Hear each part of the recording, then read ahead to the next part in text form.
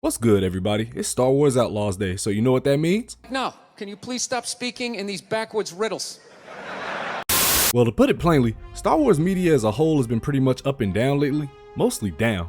But when it comes to the games, it's been an entirely different story. Don't get me wrong, we have a few duds in the mix, but for the most part, when a Star Wars game gets dropped, you can pretty much expect a banger. I'm not sure if Outlaws is going to live up to the expectations or not, but today, I just want to go over 5 of the best Star Wars games I've ever played and give credit where credit's due. Before I jump into the list though, make sure you hit that like button for me and also subscribe and hit the bell so you never miss another video.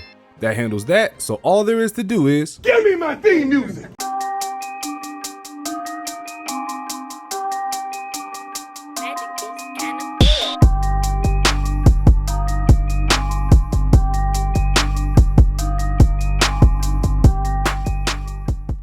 At number 5, we have Star Wars Jedi Academy. I know I'm taking some of you back with this one, but Jedi Academy was one of the first games I ever played on PC. I found this hidden gem in a $5 bin back when I used to work at Office Max, funny enough. I had a feeling it would be fun, but not only did I have a blast playing it, it opened my eyes to the expanded universe of Star Wars stories. For those who may not know, the EU is basically the set of books, comics, and games that were created before Disney bought Star Wars back in 2012, because back then we never thought we'd get any sequels. Man, what a time that was. But in Jedi Academy, you play as Jedi Padawan Jaden Korr, who travels to Yavin 4 after building their own lightsaber. I'm using they because you get to create your own Jedi, male or female, so... Excuse me, it's ma'am. It is ma'am. Anyway, their ship gets attacked by a Sith cult called the Disciples of Ragnos, and after fighting your way through them, you meet Jedi Cal Katarn, who happens to be one of the coolest Jedi who is yet to appear on the big screen, sadly.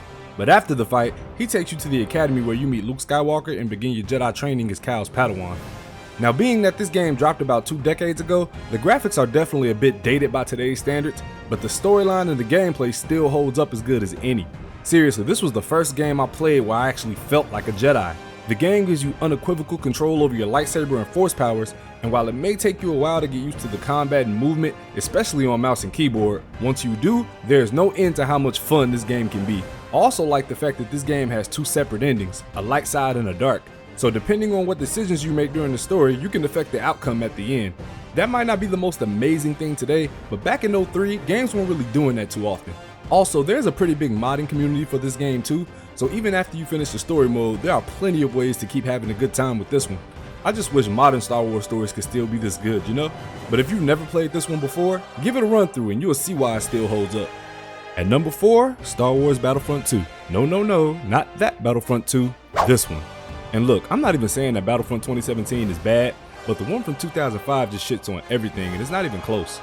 The game had it all when it dropped. A compelling campaign mode, different eras and classes of troopers, space battles, and even playable characters from the movies.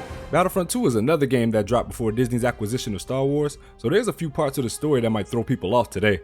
For one, the Clone Wars TV show had yet to come out as well, so a lot of the newer characters like Rex and Ahsoka made no appearance sadly. And there are a few big changes in the story like the clones knowing about and even going through with Order 66 without the need of microchips. But what makes this 20-year-old game still able to hold its own amongst the greats is the huge, and I mean colossal, modding community.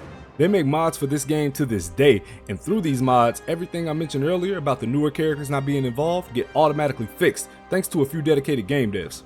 Anyone who knows me knows that the Clone Wars prequel era is my favorite timeline in Star Wars, so nothing made me happier than to see so many mods redesign the clones so you can play as any Legion during the war. You can also play as a bunch of Jedi generals, even the more obscure ones like Luminara and Plo Koon. And the best part is, there are mods that hugely expand the maps of the game too. Like there's a Kashyyyk map for example that's so huge that you really feel as though you're living out the same battle from episode 3. But crazy enough, I've also seen mods that cater to the Galactic Civil War era and even some that included characters from the sequel trilogy as well. The point is, there's a reason why this game still has a sizable community on Steam almost 20 years after release. Hell, we even got a remaster for next-gen consoles earlier this year. It might not have worked the best, but Battlefront 2 is Battlefront 2, so I'll take the win. Battlefront 2 may not be perfect, but whether you're playing with mods installed or the bare bones version, it's definitely the best Battlefront game ever made, and it has more than earned its spot on the Star Wars games Mount Rushmore. Look at this shit. Fuck! Fuck this shit! We came in this fucking room and everything went fucking bad. Moving on, at number 3 we have Star Wars Episode 3 Revenge of the Sith. This has to be the most underrated Star Wars game of all time. Honestly, I feel like whenever we're talking about Star Wars games, this one never gets the love it deserves. But to keep it short, Star Wars Episode 3 is the movie tie-in game that takes you through all the events of Episode 3 and even adds a little extra for good measure. You play through the game as Anakin and Obi-Wan throughout different points in the story, and honestly, it's pretty nice to see things from both points of view. To be fair, the combat system can be a little repetitive at times, as each character comes with their own preset moves. However, due to the various enemy types and boss battles, there's more than enough content to keep you playing for hours. My favorite level of the game, for example, happens to be Operation Nightfall, or as most of you may know it as, Execute Order 66. There have been many different games who have tried to adapt this story, but none have got it as perfect as this game does. Playing as Anakin, ripping through the Jedi Temple with the 501st behind you is just one of the reasons why this game stands apart. Also, the boss battle of this level is amazing as well. You get to fight Sindralik, which for those who may not know, was the king of lightsaber combat in his era, and if you're playing on the hardest difficulty, he'll show you exactly why that is.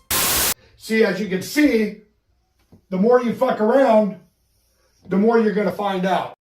But what I mainly love about this level is that it kills the whole Anakin never defeated a Jedi Master argument, you know what I mean? But anyway, for obvious reasons, the only thing you don't get to do is... Not saying I needed to, but also... Fuck them kids. Lastly, the game puts you on Mustafar where you play as Obi-Wan to try to stop Anakin's whoop-ass tour. What I love about this level is after you beat the game, you can play as Anakin and unlock an alternate ending where you defeat Obi-Wan and then go ahead and put Palpatine on a t-shirt to claim the galaxy all for your own. Just imagine what Anakin could have done if he'd never been inhibited by the Darth Vader suit. Shit still gives me chills, man. But anyway, if you've never played this one, try it out. It's better than you think. It's definitely worth the hours, and I still think it's available on Steam. Next up, we have number 2, Star Wars Jedi Survivor. This was almost the game of the year in 23 for a reason. Jedi Survivor is the sequel to Fallen Order, where you follow Cal Kestis, a young Jedi whose master is killed during Order 66. Cal has to find his way through the galaxy and help whoever he can as one of the last surviving Jedi Knights.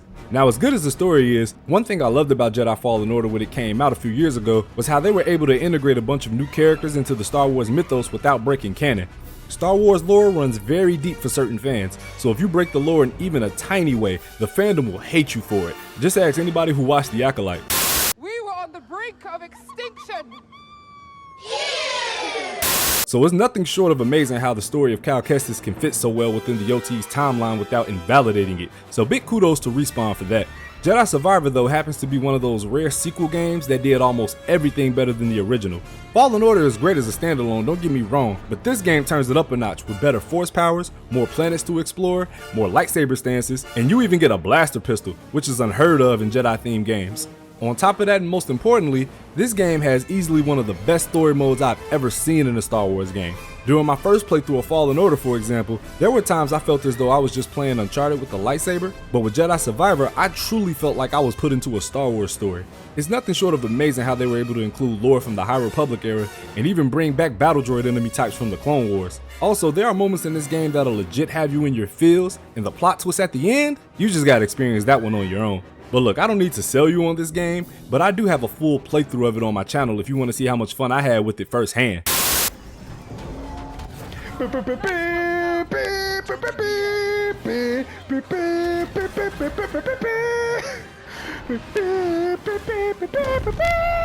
It's definitely worth a playthrough on your free time. At number 1, The Force Unleashed. This game is the ultimate Star Wars power fantasy. That's the best way I can describe just how unstoppable you are. You know how earlier I said Jedi Academy made me feel like an actual Jedi Knight? Well, this game made me feel like a Jedi God. Seriously, there was no game before this where you could force choke a group of Wookiees or fling around soldiers like ragdolls. You can even throw a pencil through a stormtrooper's skull. I know, I've heard the story, sir. Fucking pencil? Who the fuck can do that? No, I'm just playing, but that would be sick, right? For those who never got the privilege though, The Force Unleashed takes place during the original trilogy where the Republic has been reformed into the Empire under the rule of Palpatine and his #1 hitter Darth Vader. One day, Palpatine sends Vader on a mission to the Wookiee home planet of Kashyyyk. Vader eventually finds and defeats Jedi Kento Merrick at his home, but is surprised to discover that he has a son with a crazy power level. Jedi Jesus, better known as Starkiller, witnesses Vader murk his father, and instead of letting the stormtroopers execute him, Vader jumps in to save his life and raise him as his own secret apprentice. Now I know that being trained by Vader himself will make you powerful, but holy shit, a Jedi has no business doing some of the things you can do in this game. The Force feats alone have a perfect over-the-top quality to it. Like if you're an anime fan, the action will speak directly to you.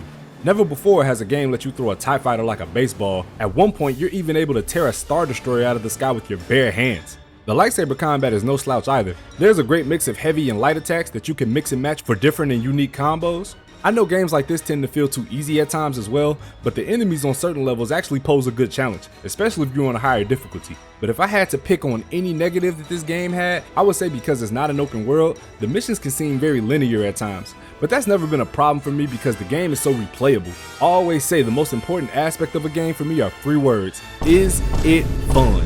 And being that I've beaten this game at least 20 times, I can say that this game is not only fun as hell, but it's the best Star Wars game I've ever played. Thanks as always for watching today's video, guys. Outlaws just dropped, so I definitely plan to do a playthrough for the channel very soon. But in the meantime, what do you think the best Star Wars game is? I know there's a bunch of good ones that I didn't get to mention, so make sure you drop them in the comments for me. Also, don't forget to like the video on your way out, and also subscribe to the channel if you're new here. Thanks to all the viewers, supporters, and subbies. I'll see you in the next video. Peace.